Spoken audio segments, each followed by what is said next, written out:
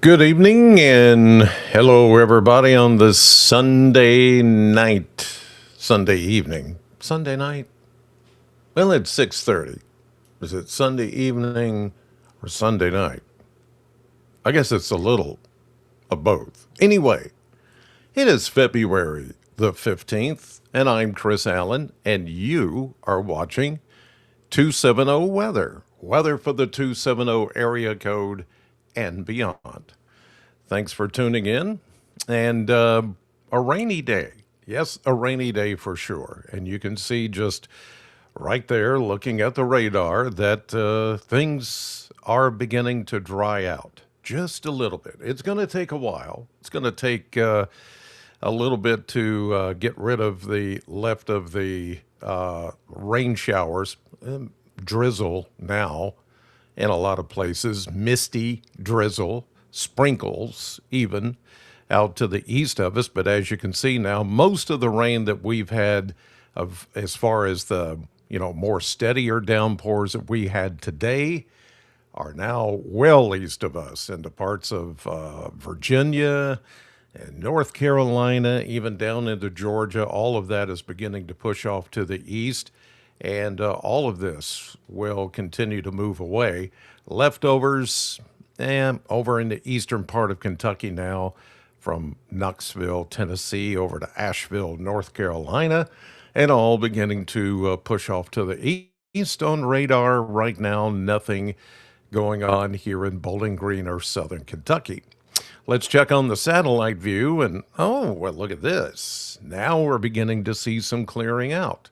Once you go, west of Princeton, Kentucky, Benton, Kentucky, on the north side of, say, the land between the lakes, and then you get up toward Paducah and western Kentucky, far western Kentucky. This is clear skies beginning to take over. This is the where you see these clouds, these brighter clouds here. That's lowest level clouds. And then where you see these clouds out to the east, those are combination of upper level, mid level, and then a couple of places where the clouds are just kind of breaking through, or breaking apart, I should say, and then the thicker clouds out to the east. So everything beginning to clear out. Now, here's the thing. With this low level moisture that's still going to hang around, not rain, but with moisture still kind of trapped, if you will, from what we've had today and the clearing taking place overnight tonight, there is likely to be some fog. So we shall see probably some fog develop starting here in western Kentucky in the next couple of hours. And then as Bowling Green begins to clear out and points east, some of that fog will start to take over all over the place, all over the 270 and beyond. So when you wake up in the morning, there is likely to be some fog in the area. Whether it's dense or not is hard to tell, but I would say, just given the moisture that's been in place today, pretty good rainfall, and now the clearing up and the drying out that's taking place rather rapidly back to the west. You can see all these skies back here are clear at the moment. Back into Missouri, St. Louis, to Evansville, to Columbus, Ohio, then down to, say, Little Rock, Arkansas, and beyond, that's clear sky. What you're seeing, the little lights that you see there, are city lights. Isn't that cool? Yeah, so there's St. Louis right there. And then you can see a few more lights around Evansville. You see some lights around Paducah. And you can see all the way down here to, say, Little Rock. You see that's Oklahoma City. That's Tulsa. You get the idea. Kansas City. So wherever there are major cities, you see the lights indicating we're seeing all the way down to the ground, and we're seeing a mainly clear sky. So some fog certainly is possible as we get into the overnight hours. let's look ahead to what we can expect for the next 6 to 10 days. Weather-wise, we're looking at still above normal temperatures, or at least a 33% chance of above normal temperatures here in Kentucky. You go to far western Kentucky, that chance goes up to 40%. And the bullseye of the warmest, I guess, warmest above normal temperatures are going to be in the panhandle of Oklahoma and Texas. That's the next 6 to 10 days. We go out 8 to 14 days, and well, there's even more of a chance of some warmer air. How about a 50-50 chance of above normal temperatures for Kentucky, or at least most of Kentucky? And then we go out 3, 4 weeks worth. This would take us into the middle of March, and the temperature is still running anywhere from a 40 to 50% chance that we're going to see above normal temperatures. In other words, I do not see any major shift to colder air. Now, that's not to say we're not going to have any cooler hits of air, like, maybe at some point, a few days when it cools down. In fact, I can tell you there's one coming at the end of next week. But overall, when you take in the span of days, 6 to 10, 8 to 14, or that would be 2 weeks, or 3 to 4 weeks worth, the overall trend is going to be much warmer. Well, let's back it up here and let's go to the precipitation outlook. Well, here's the 6 to 10 day outlook, and it's showing that we're neither dry or wet, neither below normal or above normal in precipitation. We have this gray area means that we have equal chances of precipitation. What that means is that whatever is typically normal for rainfall or any kind of precipitation at this point in the middle, smack dab in the middle of February, over the next 6 to 10 days is going to be pretty normal, neither above or below. Let's go out 8 to 14. That would be 8 days up to 2 weeks. And you see that we're staying pretty much in that same area. We go out 3 to 4 weeks, and then we all of a sudden start to get into a more above normal on precipitation. In fact, 40% above normal.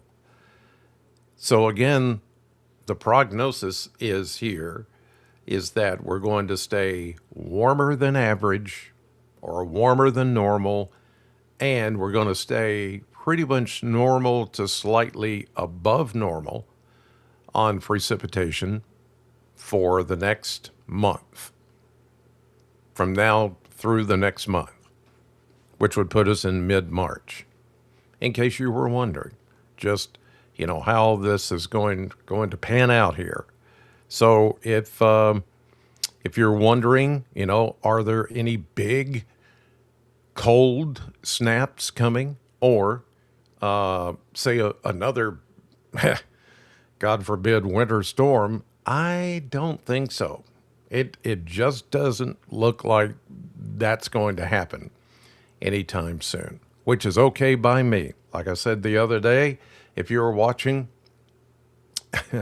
I'm hoping that winter storm that we had a couple of weeks ago is it for winter, as far as that, that kind of a brutal beating, if you will, of a winter storm. All the ice, all the snow that hung around for a couple of weeks. I mean, there's still, even today, I noticed this morning I was out, just went and got some breakfast, and there's these little piles, just here in the, where the scoops and front loaders and stuff have pushed all the snow and ice out of the way. There's still some of those around. And even with today's rain and somewhat mild temperatures, in the couple of days last week, we had, 60s and 70s. It didn't get rid of it. Didn't melt it. I mean, it helped, but there's still some of those piles out there. And it may take just a little bit longer to get rid of those. So they're not going away very quickly. And no, I don't think they're hanging around waiting for the next system to come in. I don't see that. Okay. All right, let's go on to the Kentucky Mesonet Network and we'll check some conditions here. First of all, we'll check where we are at the moment, 6:45 p.m. on this Sunday night, February 15th. Hope that your Valentine's Day, by the way, was good yesterday. Mine was. As we look around, temperatures in the 40s, almost 50 degrees, 49 at the Corvette plant and at the Western Ag Expo Center. We started this morning with minimum temperatures or the lows for the day right where we are at the moment. In fact, we're cooler at the moment than we were, say, earlier this morning before the rains really took hold. But current temperatures is the coolest temperature of the day. The warmest temperature was earlier this morning, and that was mainly in the low 50s. So we haven't moved much in temperature today. As a matter of fact, thanks to the clouds and the rain at the airport here, where I am, Bowling Green, Warren County Regional Airport. I live next door to it. 53 was the high temperature here at the airport. 2 degrees warmer than the normal high of 51. So we were right where we're supposed to be, pretty close. The low of 48, as you see there, 48, 49, 50, 51, 52, 53. So the high today and the low today, a 5-degree difference. Again, all the numbers pretty close to where they're supposed to be. Here at the airport, we picked up 62 hundredths of an inch of rain. Well, let's check the rainfall totals from the Kentucky Mesonet Network. Now, you can see that the better rainfall amounts have been from about Bowling Green, southward and eastward. 71 hundredths of an inch of rain at the Corvette plant and just over a half inch at the Ag Expo Center. Not that many miles apart, but therefore just a little difference between the two numbers. But then you go down to Franklin. I don't know what happened in Franklin, but you picked up just over an inch, 1.01. Pretty good rainfall there. 7/10 of an inch of rain in Scottsville, 6/10 in Glasgow. Then you see, look at here, 1.75 inches. No, I'm sorry, 1.33 inches. 1.33 inches in Tompkinsville, Monroe County. 1.18 in Burkesville, almost an inch in Clinton County. Then you go north and you see more half inch, 3, 4, 5, 6/10. Same back to the west, 1/4 inch, 3/10, almost a half inch in Russellville. This is since midnight. If we go 24 hours, it really doesn't change the numbers. It's pretty much, that's it, because most of the rainfall didn't register or didn't really measure until we got past midnight. And I recall saying that it may take much of the day on Saturday to get the rain to come in, and that your Saturday, your Valentine's Day, was going to be mainly dry. You're welcome. You're welcome. Hopefully that you were able to fire at the grill, do something outdoors.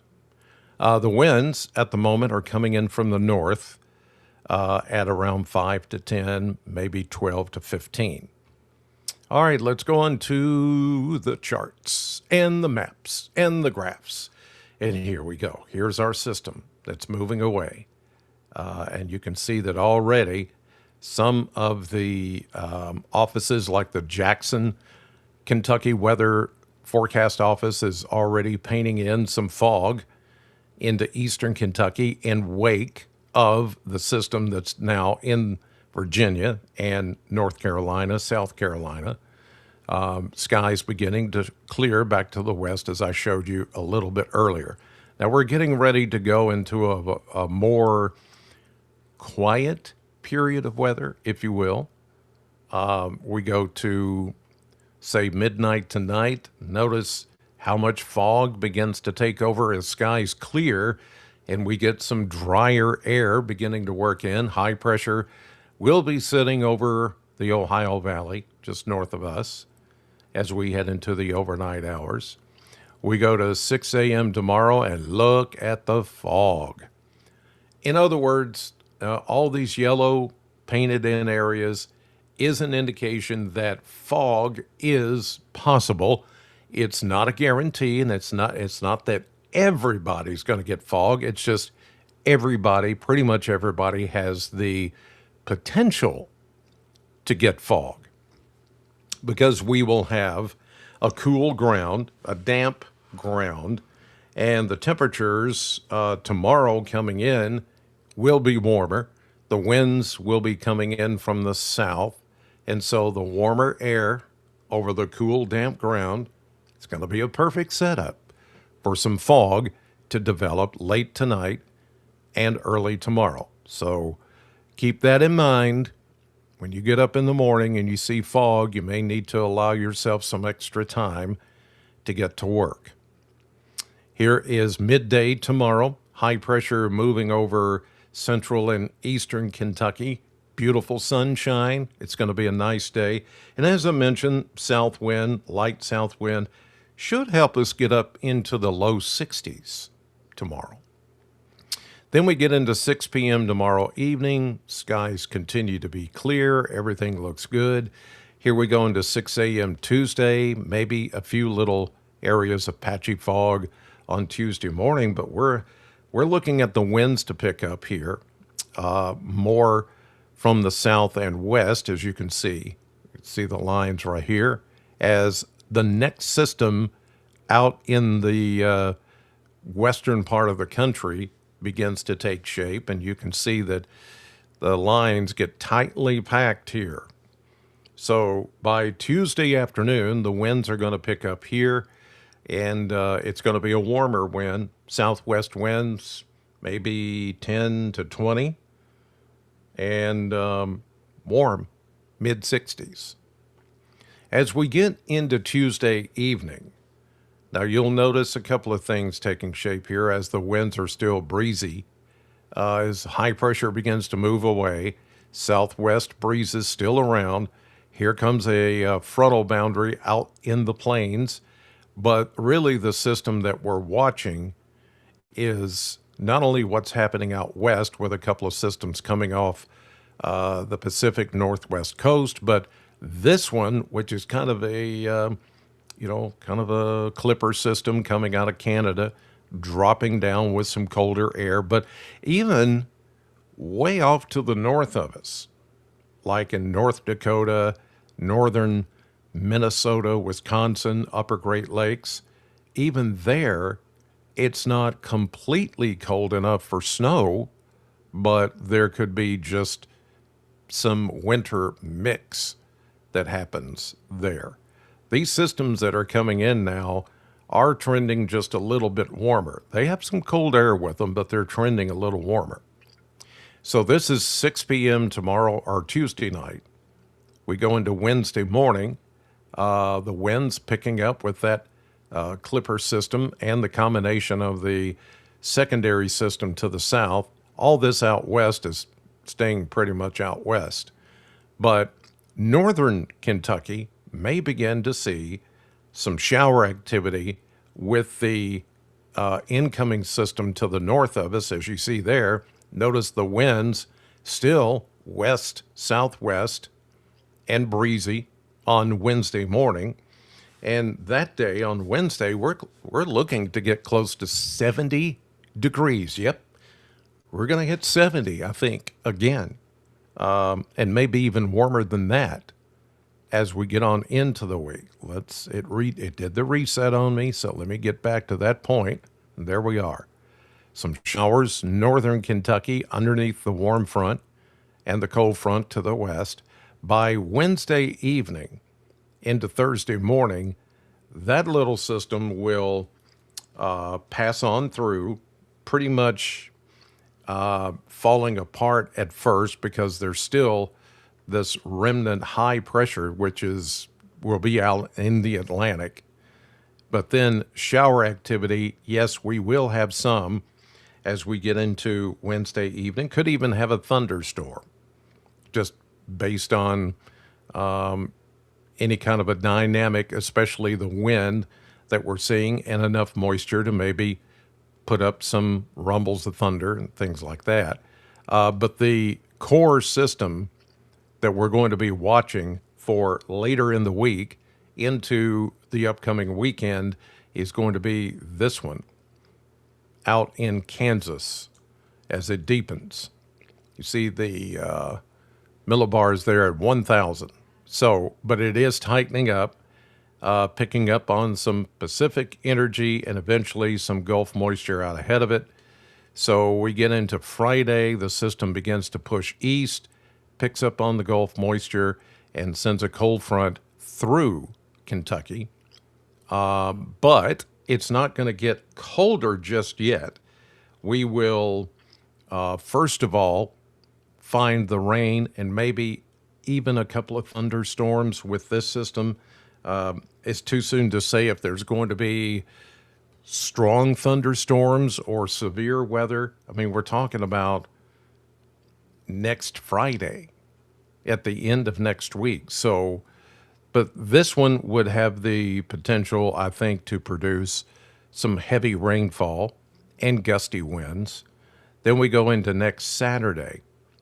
We see the system continues out toward the Carolinas and the Virginias, but still leaving some moisture behind it. It's cold enough for snow in the eastern Great Lakes and into New England by Saturday morning. And then here's next Sunday, leftovers again of the moisture plume out of the Gulf, and we're going to keep some rain in here. Now, we're not really going to see big changes in the forecast. There will be some rain, but probably because of the clouds and the rain, kind of like today, it will keep temperatures cooler. So even though we're going to get up close to 70, say by Wednesday, and maybe even mid 70s by Thursday, we will have enough cloud cover and continual chances of rain. The end of the week looks wet and into the upcoming weekend, enough so that it's going to just naturally keep our temperatures a little cooler. So we're talking about getting back into the 50s by next Saturday and maybe even only around 50 by next Sunday. Cooler, yes, but still right in line with where we're supposed to be for this time of the year. Let's look at the European map and take a look at what it's showing us because, again, as I always say, or have been saying, with incredible accuracy, this European model has been very reliable, very trustworthy, with a few exceptions this winter, telling the story. So here we go into tonight and into early Monday morning.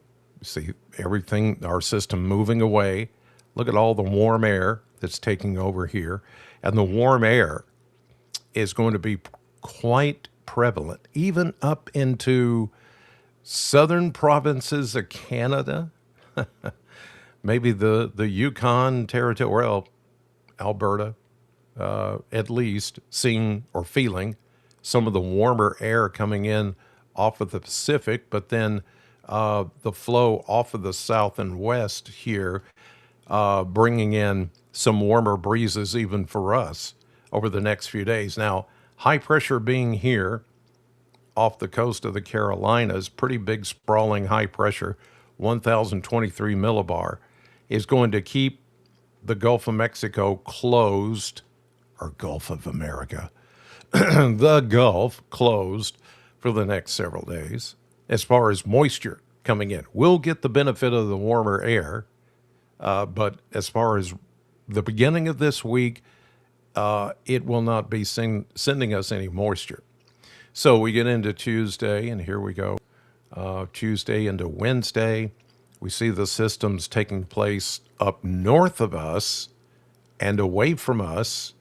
Then we also do see the dropping down, the troughing that's going to take place out in the west with this Pacific storm coming in and much colder air. And a lot of this colder air will start to move into the north central plains, while we here in the south will be basking in the much warmer air, and still the Gulf is not open yet for business as far as sending moisture this way. But we will get the benefit of the warmer air that's going to stay with us for the beginning of the week, which is just wonderful. This is where I'm talking about Tuesday into Wednesday. We go 65 maybe Tuesday to 70 on Wednesday, and then maybe 75 on Thursday. Yeah. So it's going to get that warm. Any kind of real organized moisture is going to stay either north of us or out west. So let's go Wednesday, Thursday, scattered showers, maybe a late day shower, thunderstorm, as I mentioned, say Wednesday evening into Thursday. There you see that, but it's not really all that organized. This would be just where it picks up on enough moisture to maybe produce a few showers, maybe a thunderstorm. This low out in the plains is the one that we're going to watch. It starts out really strong out of the Rockies, then as it moves east is actually getting weaker. So here we go into Thursday. Just now the Gulf begins to open up a little, and this low begins to tighten up now a little bit more. Notice here all the tight lines. Yeah, they're all just kind of right there together. That means it's getting breezy. Low pressure system is beginning to tighten up some, and now we're starting to see the Gulf open up a little bit more. By Thursday, this is the day when we could see mid 70s for high temperatures, and then we'll start to get a little more in the way of rain and thunderstorms. And notice that on the east edge of this thing where the warm front is, yeah, a good lift of the warm front producing showers and thunderstorms ahead of it. And then on the backside of it, wow, look at all this. Now this is some colder air wrapping around, and look how tight it is back behind the low. I mean, those lines are really, really packed.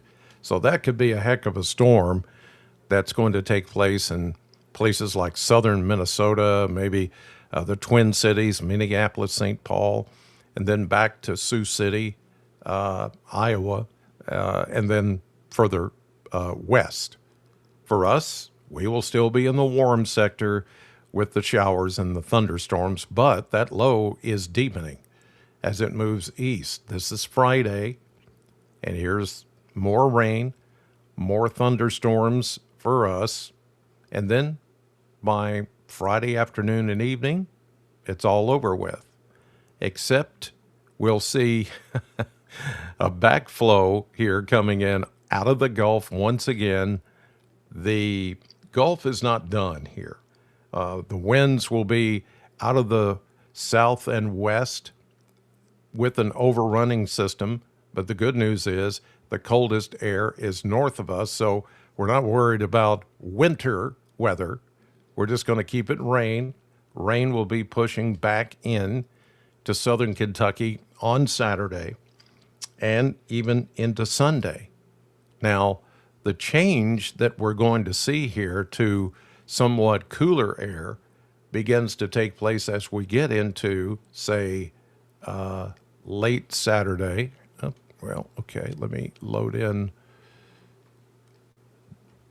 an updated model or back model here.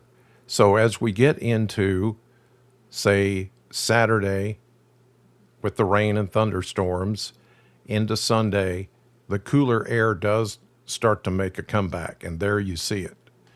Yep, pretty evident. You can see it taking the big plunge here, big trough.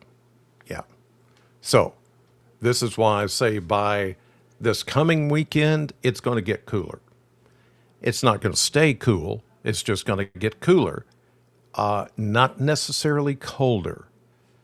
Like I said, for Saturday, Sunday, we're talking about 50s for high temperatures instead of 70s, which we will have maybe Thursday or Wednesday and Thursday. So here we go into next week, Monday, Tuesday, into Wednesday. Notice the cooler air begins to retreat and the warmth, the ridging, starts to take place out west once again, pushing away the colder air. So whatever cool air we feel this next weekend with the rain to start will not last. And we're going to go back to some warmer air.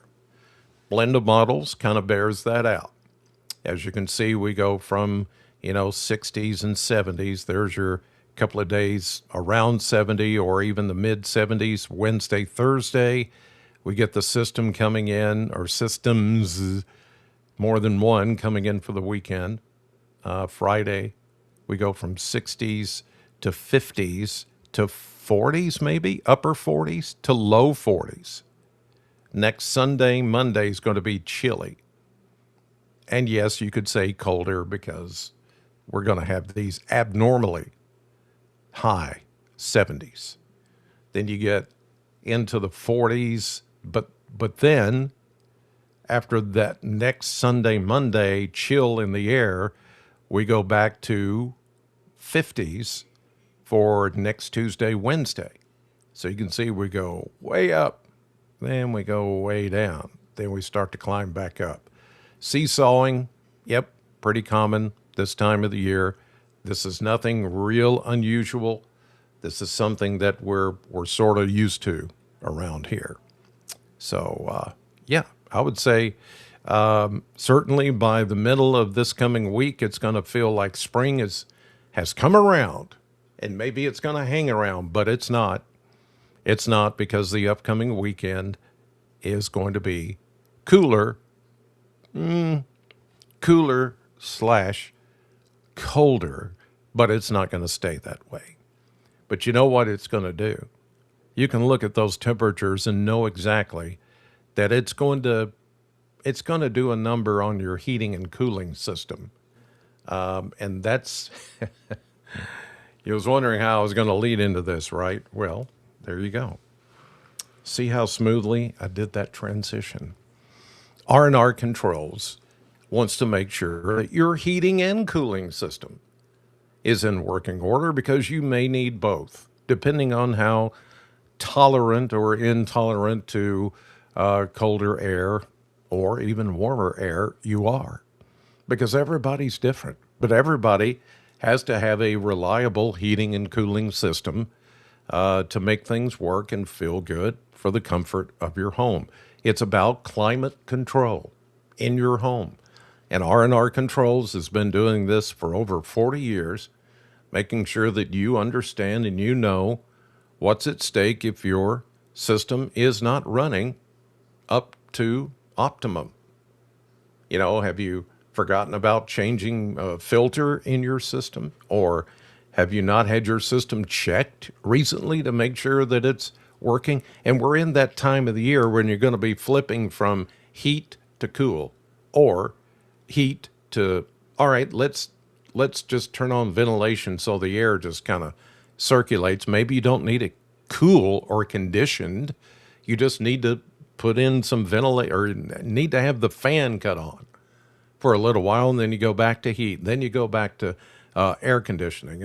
I mean, just you saw the numbers. We're going to go from cool start tomorrow all the way up into the mid 70s by the middle of the week. So I know some of you are going to be turning on your air conditioner, maybe for the first time. Maybe you didn't do it the last couple of days that we hit 70 or close to it, but maybe you will this one.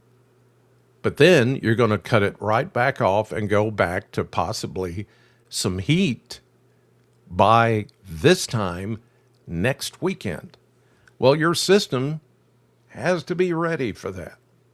So make sure that R&R Controls can come out and take care of your HVAC, your heating, cooling, ventilation. You may have a heat pump. You may have a different type of a system than, maybe it's been one of those systems that you've had for a long, long time. And, so far you've not had any real issues with it, but you know it's not going to last forever. So why not call R&R Controls and have them come out, check your system, make sure that it's in top-notch order, and it has a clean filter in it, and everything is working like it should. All you got to do is call them. Tomorrow's Monday, 270-777-2024. Easy number, 270-777-2024. That's R&R Controls, rnrcontrols.com, or rnrhvac.com. Whether you're home or whether you're a business, R&R Controls will make sure that you never go without. All right. Well, here we are. It's a Sunday evening, February the 15th. And as I said, I hope that your Valentine's Day was a good one. Pretty, wet and damp and all of that, yes. And like I said, with the damp, wet ground, I think we could have some fog. In fact, I'm seeing something here. Before I get to your comments, let me check something that just came in. Yeah, okay. I'm glad I looked at this. Let me go back to the beginning here. Let me go back to the radar because I want to show, not necessarily radar, but I want to turn on the latest from the National Weather Service, which, while we were talking, they issued a dense fog advisory. And wouldn't you know, right here as we were talking about it, it comes around, and here it is. Dense fog advisory. Let's read it together before we look at your comments. So here we go. Dense fog advisory in effect from 11 p.m. Central, if you're on Central Time, like much of the 270 is, from 11 o'clock tonight until 9 a.m. Central Time tomorrow morning. They issue dense fog advisories for when visibility is forecast to be less than 1/4 mile. And it looks like that's going to happen. And that means hazardous driving conditions if you're out tonight or early tomorrow morning. That's all that means. So you see it covers a pretty good area. All these locations, including Bowling Green. As a matter of fact, it affects this dense fog advisory affecting 2.8 million people. Wow. That's a lot of people. Louisville, Lexington, Bowling Green, Jeffersonville, Indiana, Georgetown, Kentucky, New Albany. So there, and all this is just showing who all it affects. But that's a pretty big area. As you can see, it's all these And I know the map is kind of gray, but you can see the different color gray indicating the dense fog advisory from Bowling Green west and north and the northern half of Kentucky. And then it goes all the way up into southern Ohio, southern Indiana, southern Illinois, and pretty much southern Missouri. That's all under the dense fog advisory for tonight. Oh, wait. Did you see that? No, you didn't. I know why you didn't see it, because I didn't have it on the right screen. There it is. I'm sorry. So, yeah, there is the dense fog advisory.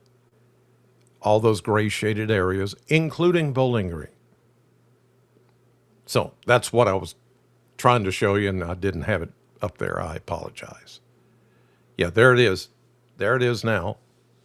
So some of you are saying, I don't see the map. There it is. Now you can see it. Pretty big area. So what happened is, while we were talking, the National Weather Service offices in Louisville, Wilmington, Ohio, maybe Indianapolis, then down to Paducah, St. Louis, all got together and said, yeah, we're going to put out a dense fog advisory. Let's coordinate together and let's put it out at the same time. And that's what they did. So now we're under a dense fog advisory through 9 a.m. tomorrow morning. So there you go. Okay, now we're back. So let's see what you guys have to say and who's online tonight. Here is Phyllis. Good Sunday evening. Well, to you too, Phyllis. Here's Chris, 7244. Chris D, 7244. This week's looking good. It is looking good and warm, or at least a start. Here's Peggy from Monroe County. And then Henry saying, still a few piles of snow here in Edmonson County. Yes, they are around. Like I said, those places where they've been scooped up, front loaders and back loaders and everything, all the machinery to try to clear out the roads and parking lots. That's where you're likely to find still some big piles of ice and snow today and even tomorrow. Here's Deborah. Big piles around Central City. That's over in Muhlenberg County. May take a few weeks to see those go at this rate. If that's all we have to worry about, we are good. I couldn't agree more, Deborah. If we don't get any more actual falling snow and ice, I'm okay with that. It can get cold, and it will. There will be a couple of days when it gets chilly, when it gets cold. But as long as there's no precipitation that's frozen, that's falling from that cold air, I'm okay with it. Here's Barbara watching from Albany down in Clinton County. Thank you. Rita, hello from Glasgow. Hope no severe storms. Same here. Same here. Let's see. Peggy was saying, I don't see the fog map. I know, I caught it. You saw it. Just a moment ago, I had it on.